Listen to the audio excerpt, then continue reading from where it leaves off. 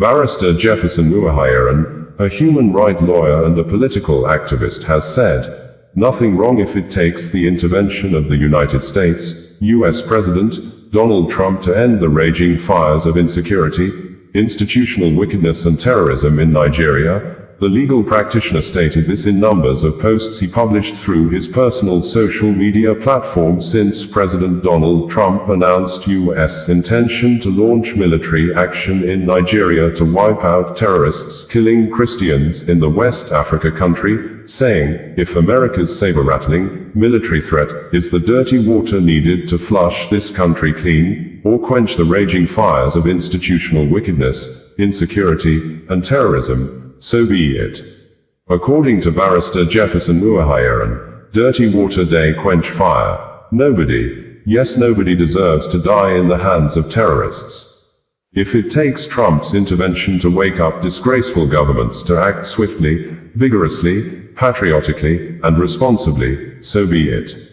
The primary business of government is the safety and protection of the lives and properties of citizens, whether Christians or Muslims.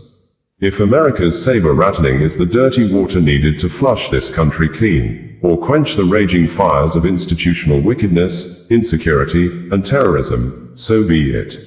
Now government way serious, citizens day loyal for, a country of concern to disgraced country. How did we get here?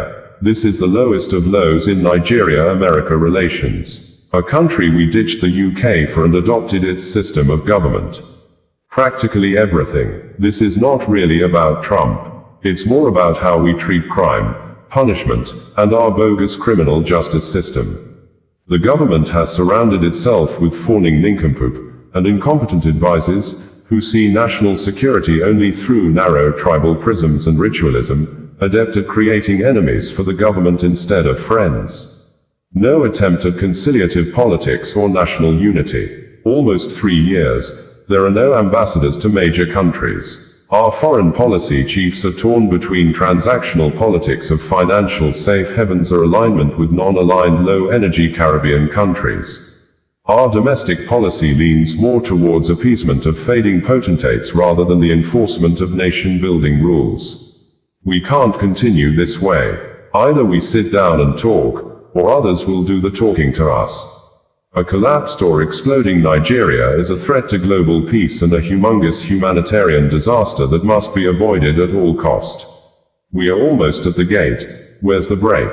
We have reported that Ogun's state-born princess, Olatorira Majekodunmianiru, has reacted over the description of Nigeria as a disgraced country by President Donald Trump of the United States, US, saying, "The greatest contribution the United States and its allies can make at this pivotal moment is to support the genuine democratic emergence of visionary, credible, and people-centered Nigerian leaders, not the preservation of a kleptocratic status quo that has entrenched poverty, division and despair, calling on the international community for the urgent need to uphold democracy and human dignity amid President Trump's plans to begin U.S. military actions in Nigeria to end the killing of Christians in Nigeria."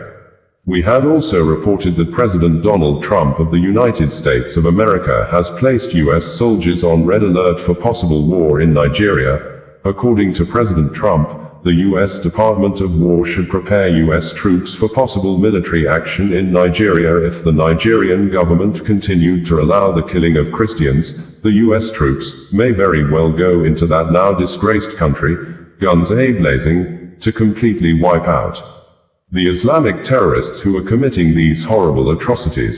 This President Trump issued on Saturday evening in line with Greenwich Meridian time after President Bola Ahmed Tinubu personally signed a statement rejecting Trump's earlier claim on Friday that Christians are being targeted and killed in Nigeria.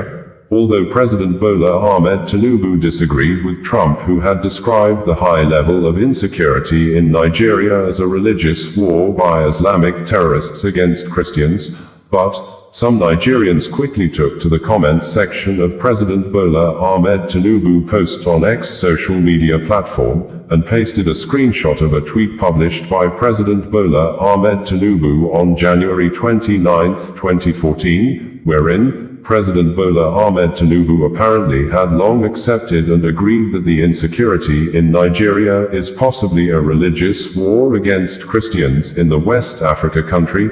Verbatim, in the tweet, Tinubu said, "The slaughtering of Christian worshippers is strongly condemnable. It calls to question the competence of Jonathan, then President of Nigeria, to protect Nigerians."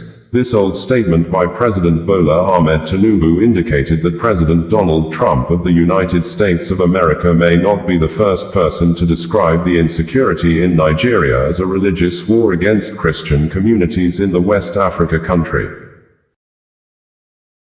Osazuwa Connect, bringing you the news in a more digital way.